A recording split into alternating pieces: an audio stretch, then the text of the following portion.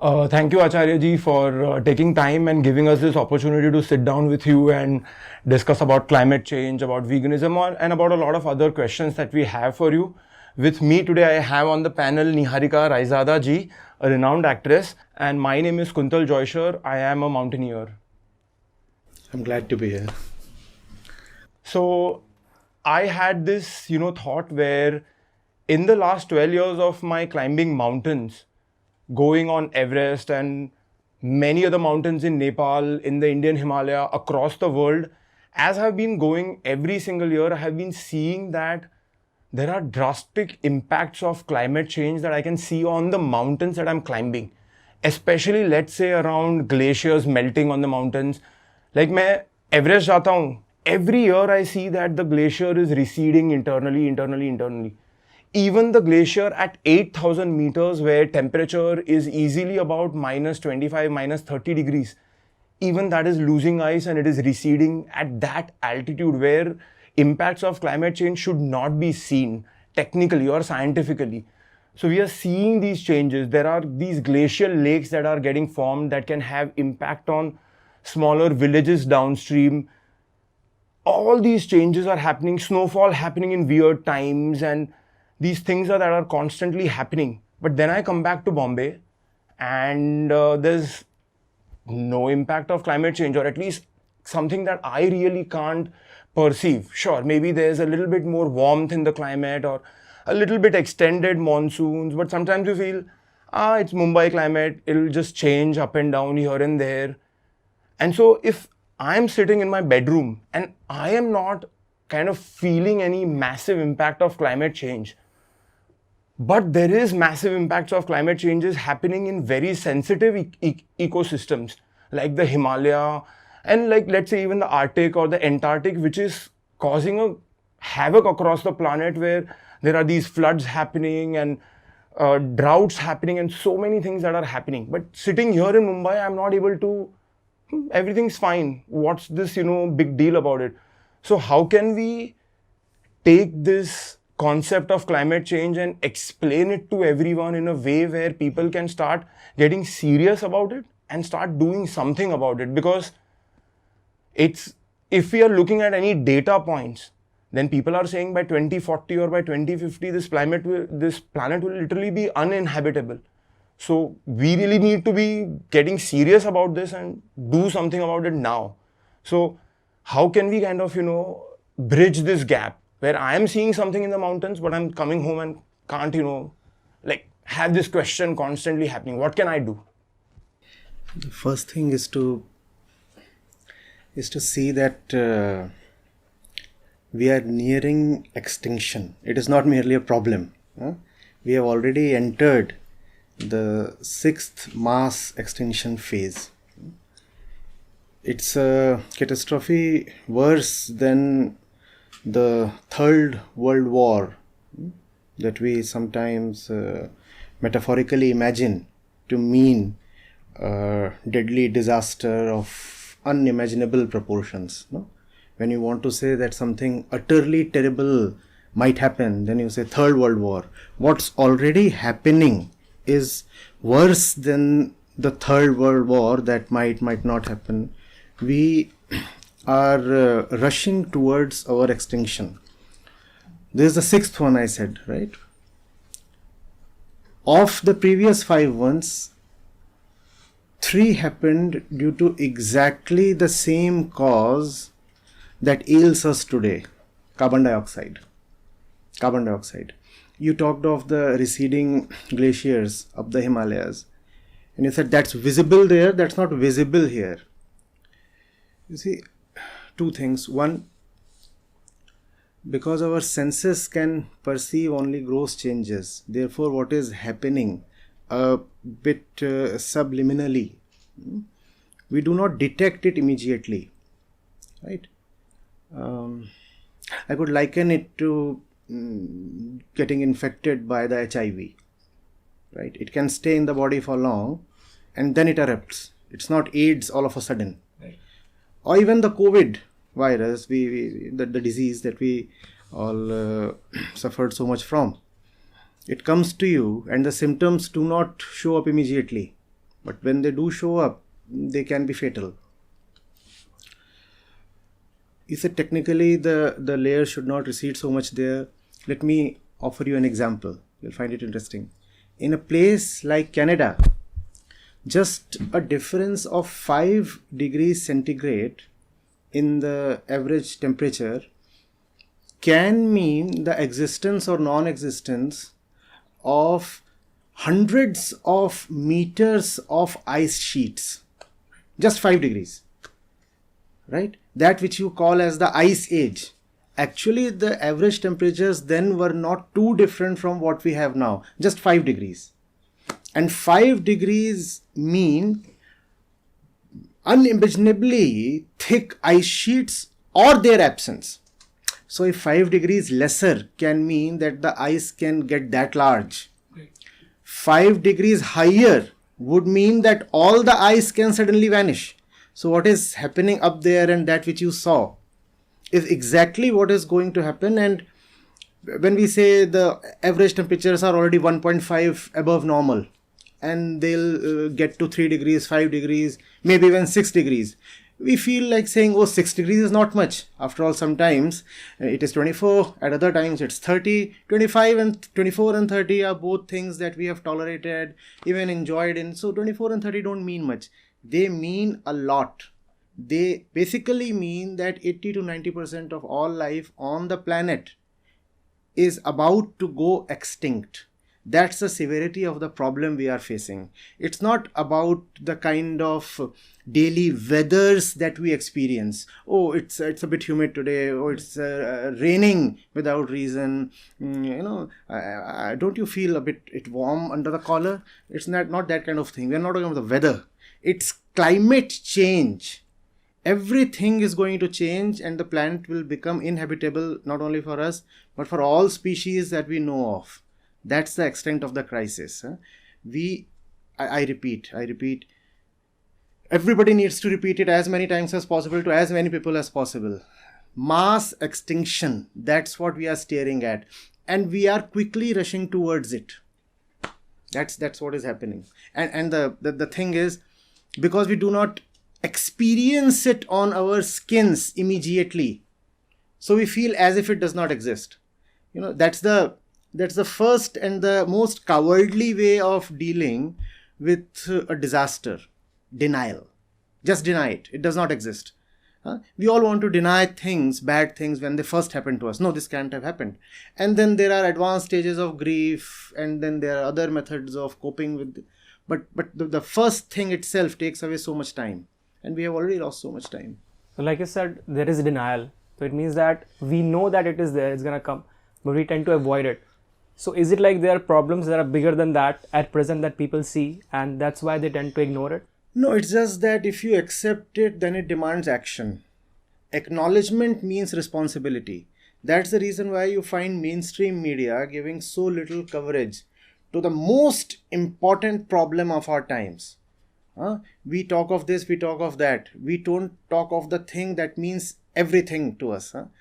What you are seeing today, please understand, is carbon dioxide levels that we have not seen over the past 10 lakh years.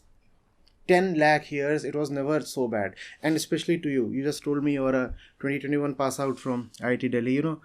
Most of the carbon that we see in the atmosphere today has been emitted in your lifetime. After you were born. That's how lucky your generation is. That's the reason I want to talk more and more to youngsters. See how lucky you are. That's what we, the elder ones, have done to you. That's what we have bequeathed to you. Take it. Lots of carbon dioxide in the atmosphere. And that's going to wipe you out. Finished. So where are the solutions? What can we do, being a millennial generation, being a Gen X, Gen Z generation? What is it that we can do? Like, for example, when the cyclone came this year in Mumbai, we were all asked to, post the cyclone, plant trees across Mumbai. And we all participated. All the people that I know participated. But it's not enough. That's, for example, not enough. To cut down the carbon dioxide amount, you just can't plant a few trees. You have to do a lot more. So what are the few solutions that our generation can implement? first thing, obviously it is true, and it must be understood that we all owe action towards the solution. At the same time, a few data points have to be considered.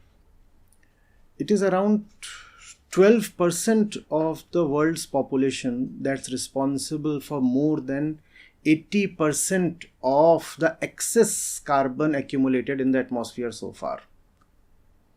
So if I start talking to the common man in Mumbai that you should do your bit, it sounds good in a moral sense, but won't be effective.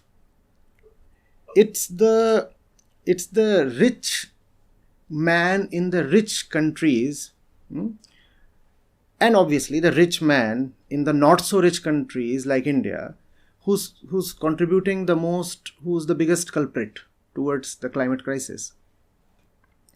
So what do? We need to raise awareness to a point where it becomes an electoral issue. Obviously, we can do our own bit, not use a four-wheeler when necessary, fly less often, don't consume meat.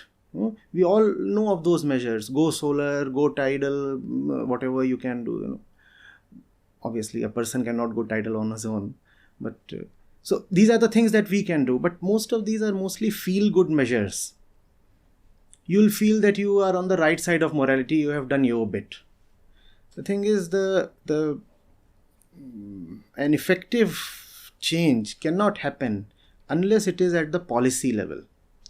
And in a democracy, policies depend on the number of people who are sensitive to the need of policy change or regulation or formulation.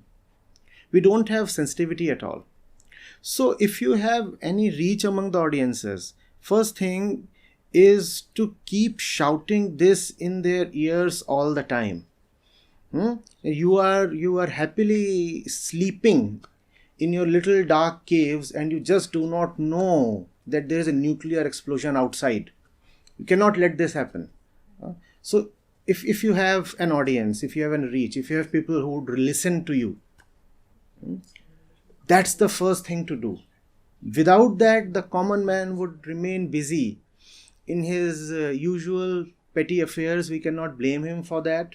And when it will come to choosing a government at any level, even at a local level, he'll vote on largely meaningless issues. And the central issue will remain in oblivion. It means nothing. This has to be there on the front page of the newspapers. Has to be there. Constantly. Somebody has to, a lot of people have to wake up to it. The stats themselves are so terrifying that if they are brought out in the public domain, they are already in the public domain. It says that they are not getting publicized. Being public and getting publicized are two very different things. There is so much that is available if you want to look up for it. But nobody wants to Google for something as specific as the stats concerning climate change and such things. So we need to shout it out from the rooftops, and the stats have to be clear to us first of all. What are we doing? Where is it really coming from? What contributes to it? And how exactly are we a participant in it all? Right. So I wanted to point out about that where you just said that what contributes to it. And at least whatever I have done the research and whatever reading I have done, animal agriculture is a very big contributor to the greenhouse gas emissions. Now, sure, there are very controversial numbers. One agency says, no, these numbers are not correct, or some agency says these numbers are not correct. But at the end of the day, every agency agrees that animal agriculture produces significant amount of greenhouse gas emissions, which is eventually contributing to climate change. In addition, there's a lot of land use, there's a lot of water use, there's a lot of biodiversity loss that a lot of these things are causes, which are indirect contributors to the climate change crisis. Now, you said that we need to make changes at a policy level. We should elect properly and those kind of things. But these lobbies are super strong. And these lobbies, like let's say meat lobby or the dairy lobby, or for example, even a lobby like car making lobby or the petroleum lobby, these lobbies are super strong, and they are also going to influence the elected members quite a bit to continue supporting these industries, subsidizing these industries, and continue contributing to the greenhouse gas emissions and a lot of these things. So what can we do in, these situations where I as a person, like, it just feels like such an overwhelming problem to me. I look at this and I'm like, I can't do anything. All I can do is I can stop eating meat. I can be a vegan. Okay, I have been a vegan for 20 years. I'll stop flying. I will, stop. I don't even have a car. I travel in a metro as much as I can, travel in public transportation. So I do a lot of these things. But anytime it comes to the election or the electoral politics, I'm like, I can't do anything. No, it's not that way. Please see, the tobacco lobby used to be equally strong. And for a very long time, they tried to obfuscate the ill effects of tobacco on health. But then there were concerted attempts, people got together, and ultimately we had regulations on tobacco. There were taxes, there were prohibitions, and they continue till date, and we have been able to mitigate the ill effects of tobacco on human health. That could be done. This too can be done. It's just that, it's not getting into the public conversation. I just read that 63% Americans, and why do I quote America? Because countries like America are the ones worst responsible for the state we are in today. 63% of them admit to never having even discussed climate change in their households. Now that's the problem. That's the real problem. And why do we not discuss it? Here the thing gets interesting. We do not discuss it because the discussion challenges our very basic philosophy of life. You see, what is the philosophy that we are living in our daily lives? We are saying more is better. We are saying if you want to be happy, you need to have more goods, you need to have better furniture, bigger cars, you need to fly more. How about $500 million yacht? Things like that. So that's the philosophy that we live. Not only the common man, from the common man, that philosophy becomes the philosophy of the governments. So how do the governments, for example, measure their economic success? They talk about GDP. What exactly is GDP? GDP is just the same thing. How many more goods, transaction-worthy goods, is your economy producing? Now, basic things that make life richer are not really amenable to monetization. Because you cannot monetize them, therefore they do not even count towards the GDP. Right? And it is the GDP focused approach, it is the material happiness focused approach that is at the root of the climate crisis. We keep on saying the country is producing more and more, or my income is getting higher and higher, therefore there is welfare. It's another thing that what GDP successfully hides is a lot of inequality. We said the top rung of people, the very elite in terms of money, 1 percentile, top 1 percentile or 5 percentile, they are the ones contributing in the heaviest sense to this crisis. But they are also the role models and aspirations for the remaining 95%. We all want to be there. And that's a philosophy that has been taught to us. The climate crisis is a product of a wrong way of living. We have been conditioned. We have been taught a wrong philosophy. And that's the problem. And the problem is deeper because your generation sees no alternative except that one philosophy because it has not been exposed to anything else. The work that we are trying to do of taking Vedanta to every household is therefore something that is striking at the very roots of the climate crisis. And all these are related. Veganism, climate crisis, loss of biodiversity, extinction of species, you name the problem, and what you'll find is that the same philosophy, philosophy of material happiness, is at the root of all of them. And therefore you cannot solve any single one of these problems without really addressing all others. And if you have addressed all of them, and all of them are intersectional, they all touch upon each other, then you have to go to the very base. Is more really better? Are we benefiting from that? When you say GDP is great, and for example Moody's just said India is not going to grow at 7.6%, it's going to be 6.8%. And there was a lot of hue and cry, oh my god, country is not growing that much. The fact is that the average income of the most disadvantaged section has not risen by much over the last 30 years, even in India. Whereas the top 1 percentile has gotten richer by more than 15 times. Inflation adjusted figures. Wow. So what is GDP doing? It is taking an aggregate. It is presenting to you an average in terms of per capita income. What it is hiding is that what averages successfully managed to hide, that the averages have been pulled up only by a handful of people, and the vast majority of people is actually remaining at the same levels where it was a long time back, or actually the levels have fallen. That's what GDP is hiding. So it's not even that we are getting even materially more prosperous.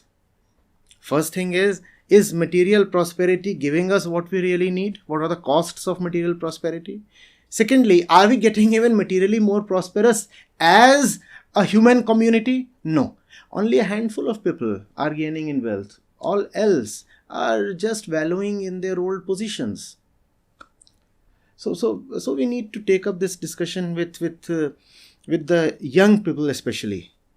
How do you want to live? What do you want to live for? What is your core philosophy of life? As we used to say in IIT, funda kya hai tera? What's the fundamental you want to live by? So I have a doubt here. Like we all started from a point जब हम early man थे, cages में रहते थे. Then we started technological advances. Develop होके हमने इतनी सारी चीज़ें बनाई just to live a life जो कि बहुत peaceful हो. Now when we have these things, we are saying that हमें minimalism की तरफ जाना चाहिए. तो फिर there are two options. या तो हम ऐसे technologies develop करें, for example the solar panels ones, जिसमें कि जो भी चीज़ें रिलीज़ हो रही है एनवायरनमेंट में वो हमारे ज़्यादा हार्म ना पहुँचाए, या फिर we literally like go to a point जहाँ पे हम चीज़ों को फिर डिस्कार्ड करना शुरू करते हैं. We go back to the same life where बहुत ज़्यादा मिनिमलिज्म है. So what should be the approach? We need active economic degrowth. We do not need so much of consumption. What was the consumption for in the first place? Why did the early man come out of the forest, out of the cave? For what purpose? You must remember the purpose. The purpose was not that he was not getting enough to eat there. No animal ever starves in the jungle unless man interferes. Right? Yeah. You don't really have pandemics in the jungle. Again, unless man interferes. So jungles are actually quite nice places, and man was alright there in the physical sense at least, right? Yeah. We do not die of hunger, heat, food, thirst, starvation. That does not happen usually in the jungle. And if that happens, to that extent it happens even in the cities, right? We have people dying of starvation on footpaths. That happens even in the US. Even the US have people who are ill-fed, right? Why did we come out from the jungle in the first place? Because there was something that could not happen in the jungle. There were conditions not really suitable to that particular thing. What was that thing? We wanted to develop ourselves more. We wanted to have more peace, as you said. Did we really get that by coming out of the jungle? Or have we failed miserably? The intention itself has been defeated. When we were there and now that we are here, are we really better off in terms of the intangible thing that we wanted? Tangibly, we have gathered a lot. Yeah. Tangibly, obviously, we have gathered a lot. But that intangible thing that we were so desperate for, I dare say, so much in love with, Could we manage to secure that? No, we didn't. So not only do we need to minimalize, we actually need degrowth. A lot of things that we are using, we do not need them. They have to be discarded. A lot of the industries are simply wasteful. They do not need to exist. The world, do we really need huge military complexes? Do we really need these huge slaughterhouses, animal agriculture he talked of? Do you really need those industries? Huh? A lot of the cosmetics industry, for example, are these things actively needed? You have to ask yourself these things. Textiles, garments. Do we really need so many clothes as we use? Huh? And there is just so much, The carbon emissions of the US military are larger than that of several other nations combined. I'm not talking of the emissions of the militaries of the other nations. I'm saying you pick up the Scandinavian nations, for example. The emissions of the entire country are lower than the emissions from the Pentagon. What's going on? Do we really need all those things? Do we really need to fly as much as we do? In a country like India, how do you justify flying from Delhi to Chandigarh? Or from Delhi to Jaipur? I do not know whether we have flights from Mumbai to Pune. We do. We do, I think. And to Surat as well, and many other places in Gujarat. I'm not sure. And if poor road infrastructure is the reason, we better ramp up that infrastructure. The kind of carbon footprint when you fly is tremendous. So I liked it. We traveled to Bombay via train this time. We had a camp in Goa. We again used the train. Once the flight and then the train. Obviously, it's not all that convenient. But that's the minimum you need to begin to do. And that's just the minimum. That won't suffice. There is a lot more that we actually require to do.